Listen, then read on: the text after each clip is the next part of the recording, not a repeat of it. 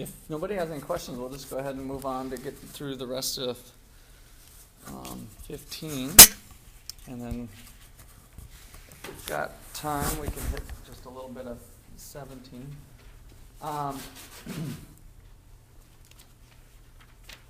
So for 15, I'm just going to leave you guys on your own for the back of the chapter problems for 15. You work through them. I'll be around Tuesday and Wednesday morning. The test is Wednesday, but Wednesday morning, if some of you guys wanted to get together for questions or something, I mean, as always, my door's open. You can just kind of contact me if you wanted to.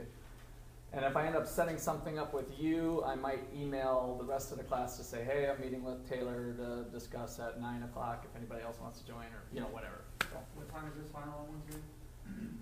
1.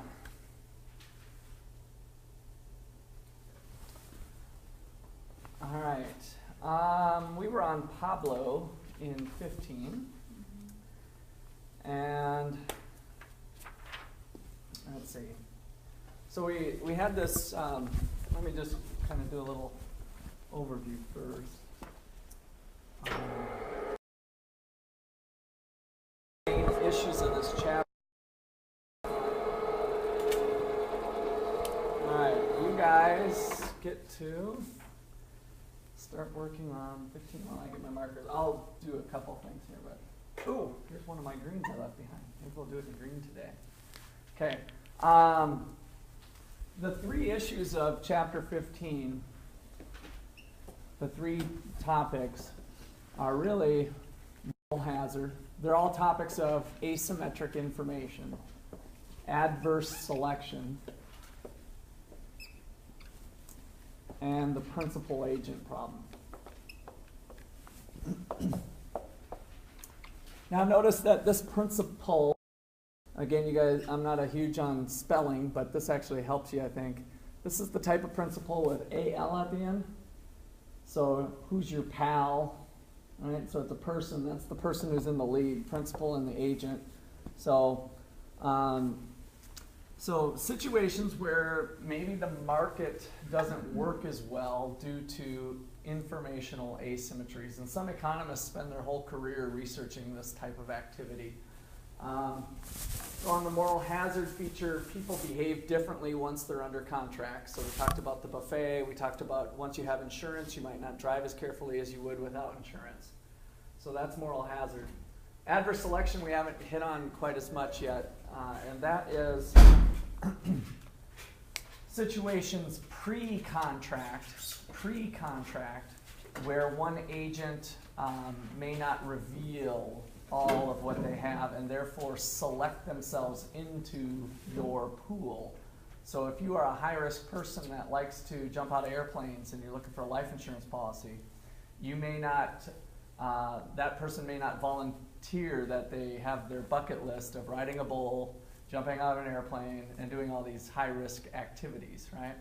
And so when they say, hey, we have a life insurance policy, it's $1 million policy for $100 a month, then that might have that person select themselves into the pool, even though in theory we wouldn't maybe want that person in the pool unless they were paying more money compared to the average person with a normal level of risk, right?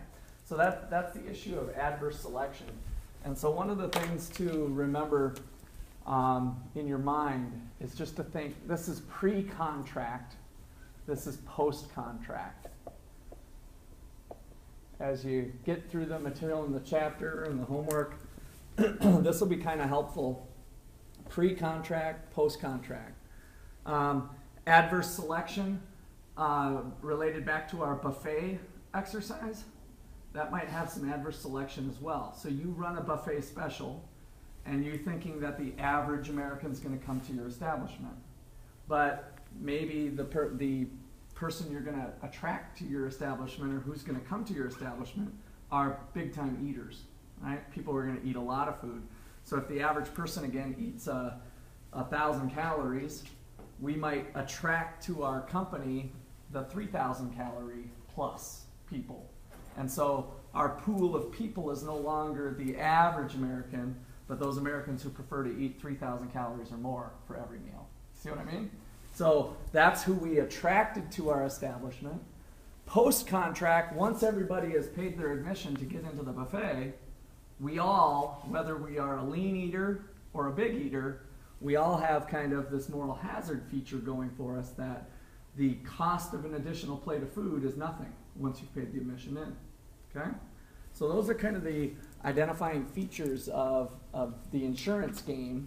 And then the principal agent problem actually kind of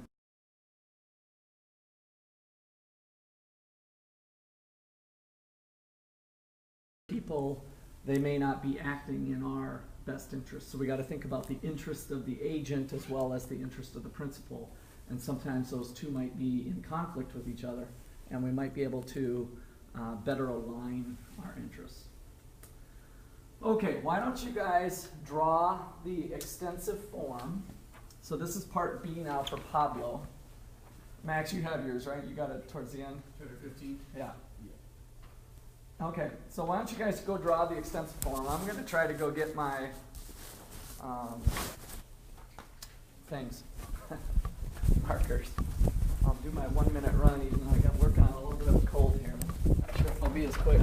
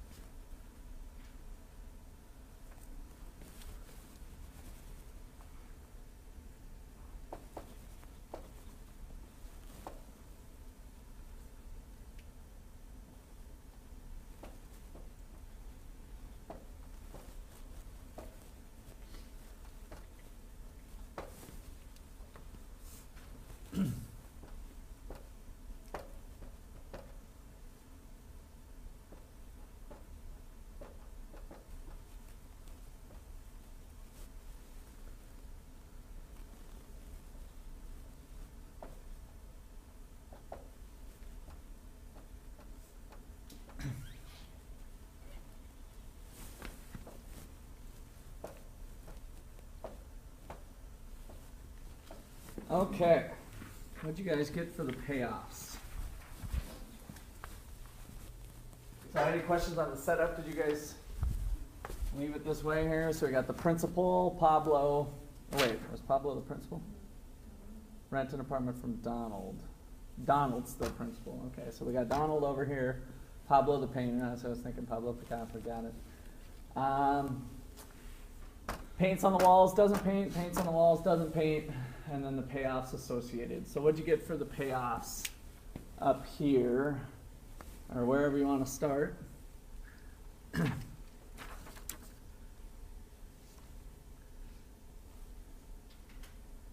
So let's start down here with no deposit. What are the payoffs with no deposit and no painting on the walls? 0, 0. Okay? Did you guys get that? Make sense? So they're not out anything. No deposit paint on the walls.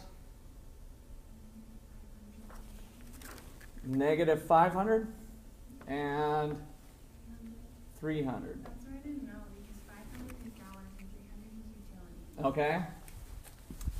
What do you guys think? 300. What about this? Nothing? They both are dollars, but I don't know what the $500 relates to his utility. So what do we got here? So the extensive form for this principal age is shown in the illustration next page. We can use backward induction to solve. Oh wait, draw the extensive form and use backward induction to solve for the Nash equilibrium.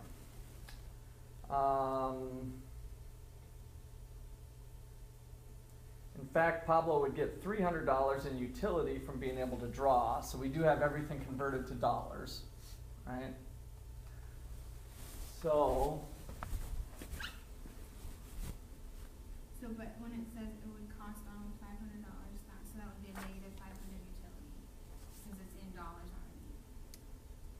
already. for Donald, yeah, so it says, if Pablo draws on the walls, it will cost Donald $500 to have the apartment repainted.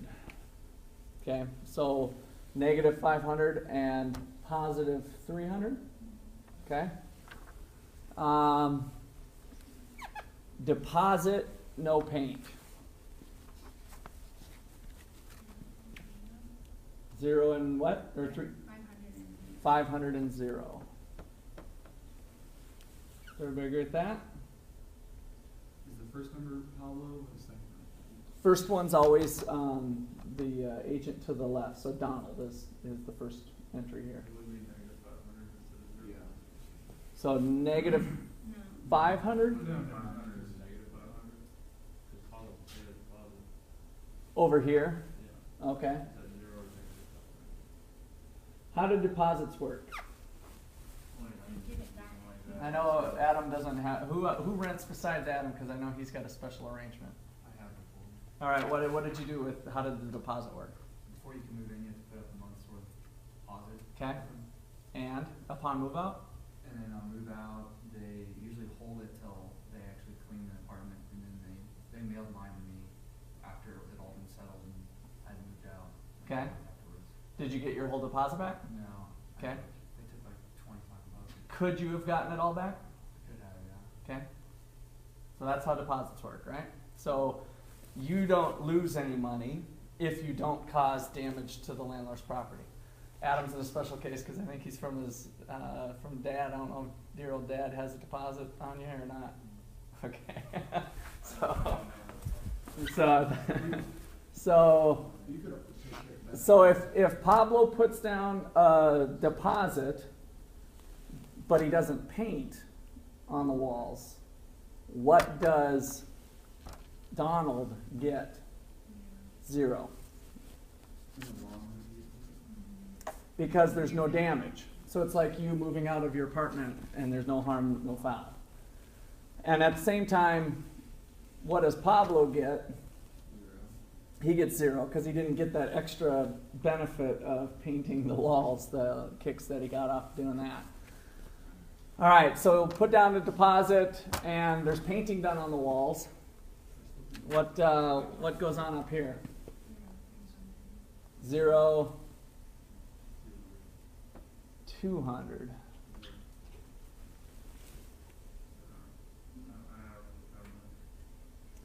Yeah, what do you think? Is it 200?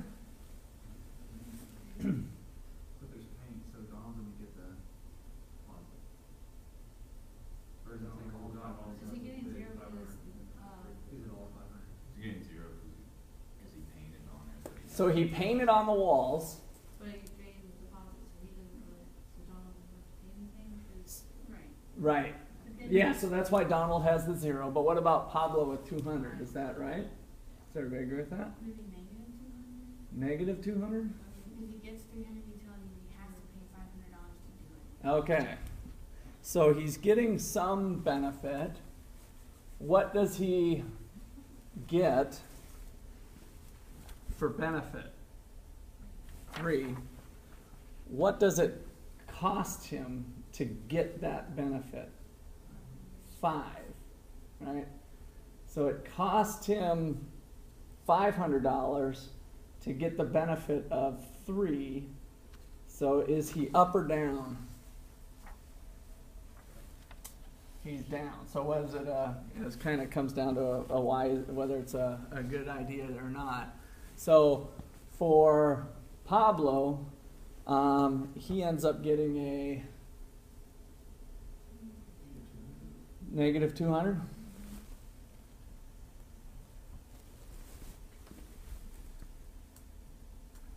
All right, so if that's the payoffs, what is the incentives here? Deposit and no paint. So what was the backward induction thing? Let's use our little check marks that we did when we did the game theory chapter. How do we use backward induction here? Who's the second mover? Pablo. So which one would Pablo pick? No paint or paint? No paint because 0 is better than negative 200. And what would he pick down here? Paint.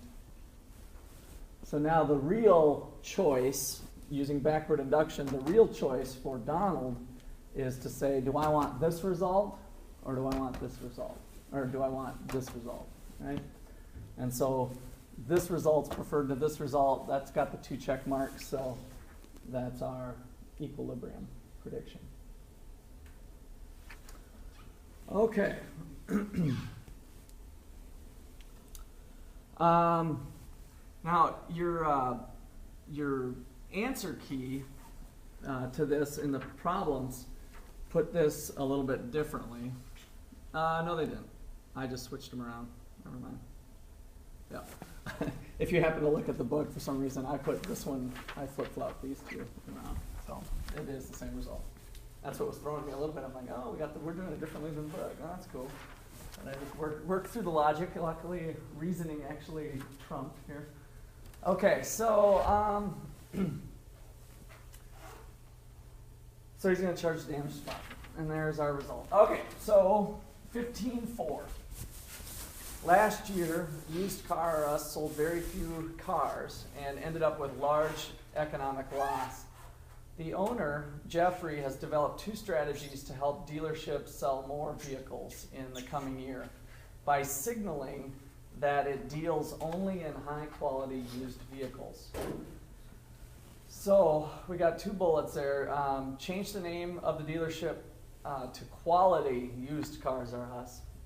And then the second bullet, offer a 60-day bumper-to-bumper warranty for every car sold. Which of these 2 strategies is the best signal of high quality?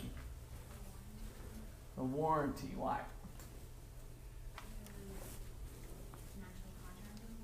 Okay, actual contract, right? So it's a little bit more what?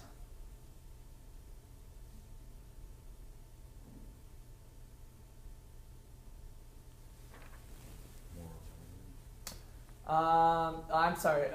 What is the warranty relative to the change in name? What else to it? There's a contract involved, and what does that give to it? Oh, the credibility. A little bit more. It's a credible action.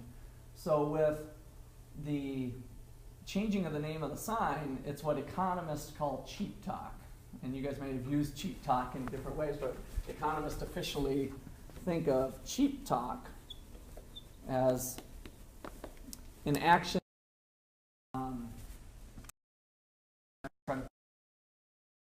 talking with your words, but in general, this is actions without credibility.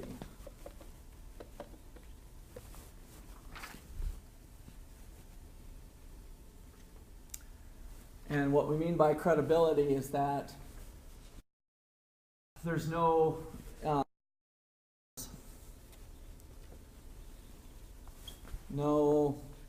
incentives to honor it.